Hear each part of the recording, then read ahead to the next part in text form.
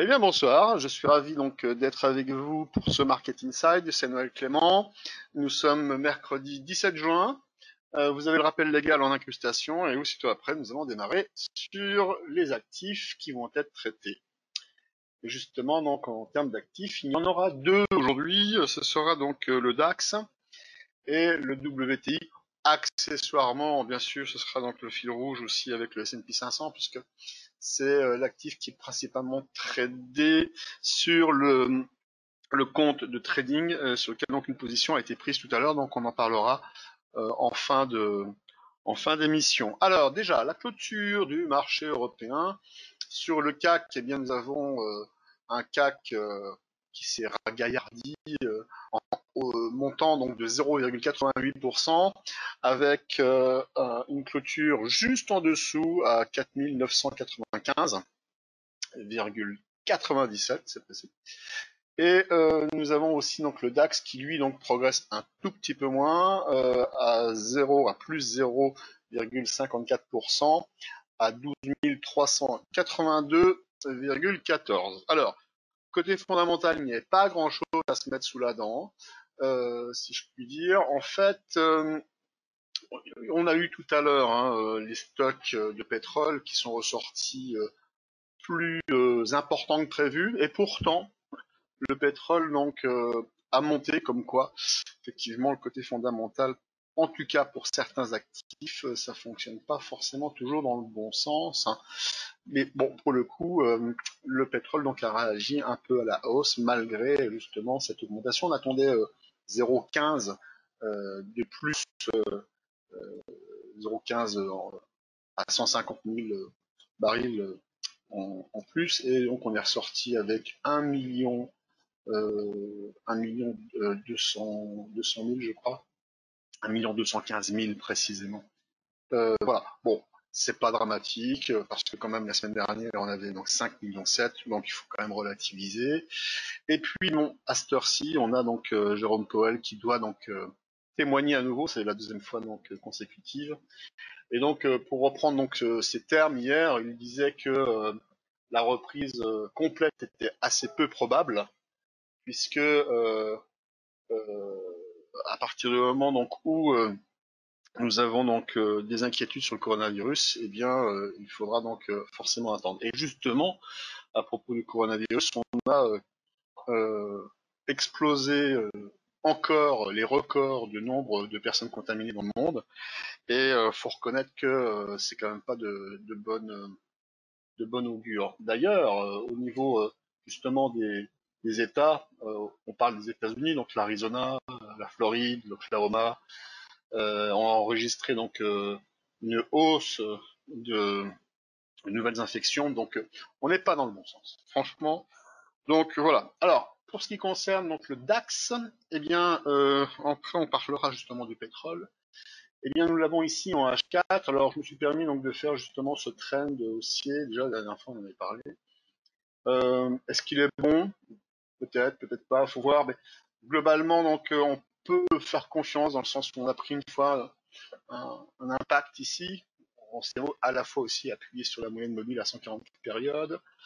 Nous avons un deuxième impact là, très récemment, et nous sommes encore appuyés, encore une fois, sur la moyenne mobile à 144 périodes, qui s'infléchit. Mais globalement, donc, les moyennes mobiles sont dans le bon sens, sont dans le bon ordre, hein. On a tout en bas la moyenne mobile à 377 périodes en marron. Ensuite, on a l'orange, la 144, et la 55 en bleu.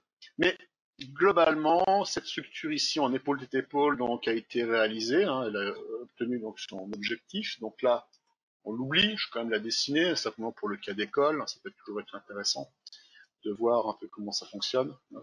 Épaule tête épaule, ici, une épaule à gauche, une tête, une épaule, et puis donc la projection, donc nous envoyait grosso modo donc sur l'inversion, la zone d'inversion de polarité, qui avait été donc objectivée donc précédemment. Donc on s'arrête bien dessus, on rebondit bien, donc tout est correct. Bon, maintenant, ce que l'on peut voir, c'est que en H4, eh bien, nous avons ici des bougies sur les réactions haussières qui sont vraiment relativement timorées.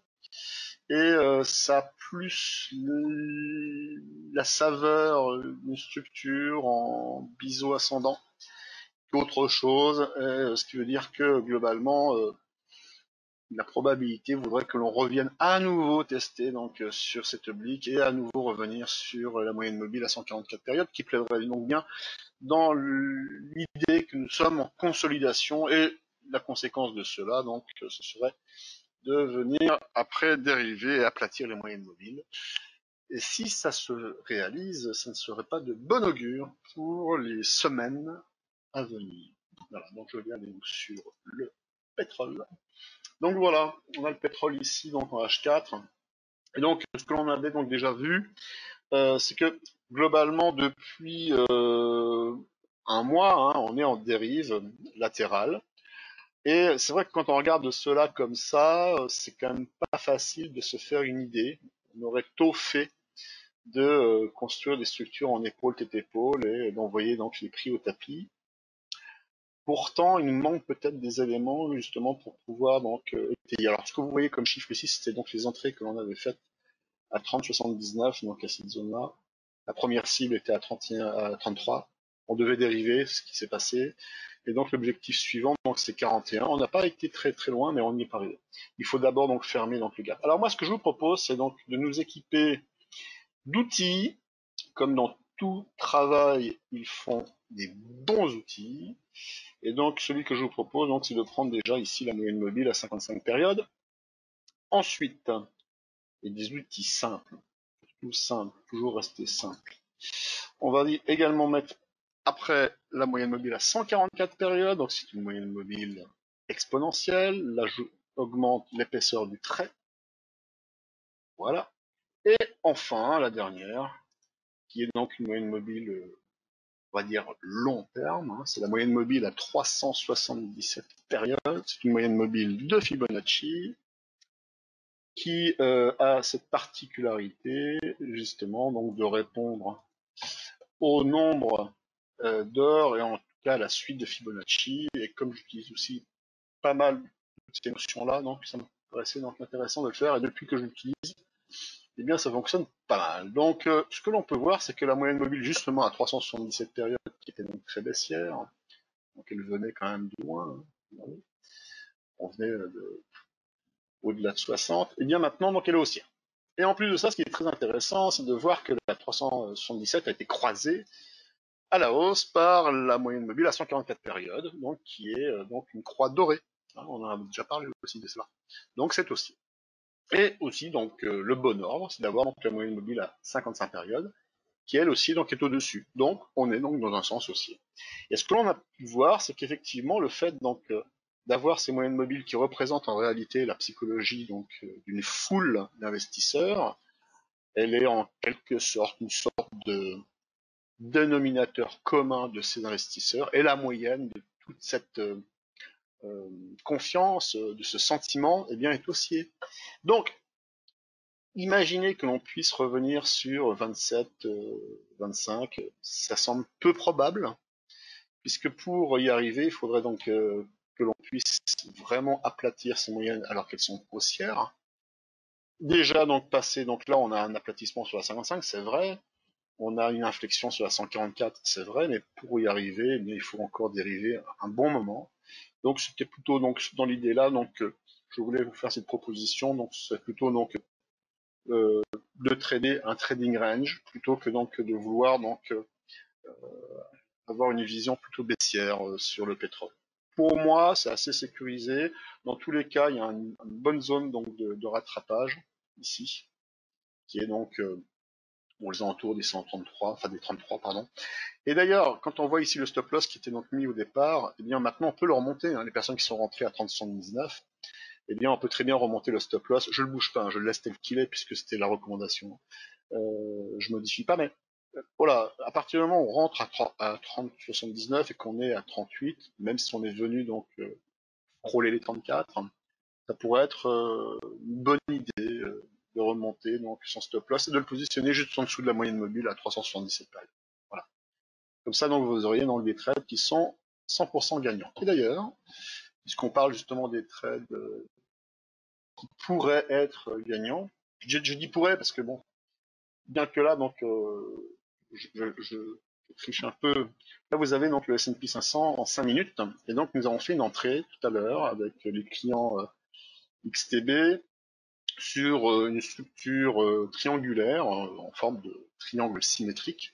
Alors, la recommandation de ce matin envisageait donc de venir chercher des prix aux alentours de 3165. Bon, on l'a fait, mais beaucoup trop tôt dans la journée.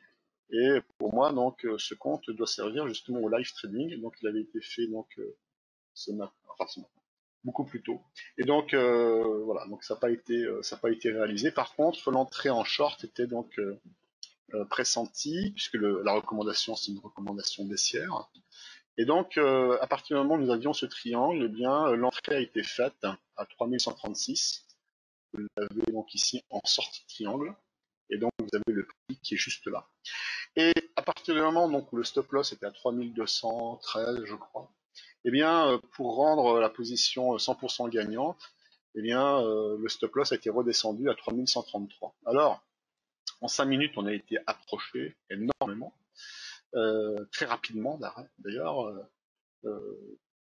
juste après la fermeture du live trading. Et depuis, donc, nous oscillons en dessous. Ce qui est assez rassurant, c'est que je ne bougerai pas donc ce stop loss, mais étant donné qu'il est positionné maintenant au-dessus de la BB sup, au-dessus donc de la bande Bollinger supérieure que vous avez là, excusez-moi, j'utilise des termes. Donc voilà, c'est la partie noire ici, bande Bollinger supérieure, ici bande Bollinger inférieure. Donc on est au-dessus de la moyenne mobile à 144 périodes qui est baissière, au-dessus également de la 55 qui a croisé à la baisse, donc là on a une croix mortelle. Donc globalement, voilà, ça ne devrait pas être touché. Mais même si c'était touché, ce n'est pas grave, puisque de toute façon, donc le trade sera de toute façon gagnant. Et l'idée, c'était justement donc de respecter donc, des règles, des méthodes, et donc on ne bouge pas comme cela donc des stop loss. À partir du moment où ils sont posés, ils sont posés. Mais celui de 3213, c'était un peu une mauvaise idée de le laisser à cet endroit-là, étant donné qu'on pouvait tout de suite sécuriser donc une position. Puisqu'une position, elle est déjà sécurisée déjà par son entrée, mieux on rentre, mieux on arrive donc à protéger. Et peut-être que là en live, on va peut-être avoir justement donc l'invalidation. Dans tous les cas, je le laisse se développer et globalement donc si à 22 heures nous sommes beaucoup plus bas, je redescendrai donc le stop loss pour coller. Donc si vraiment là actuellement nous avons un triangle par exemple, que ce triangle nous venons donc à le casser. Donc ici vous avez un triangle aussi qui serait donc un triangle encore une fois apparemment symétrique. Voilà. Et donc si effectivement on vient le casser, c'est tout à fait possible qu'on le fasse là en direct.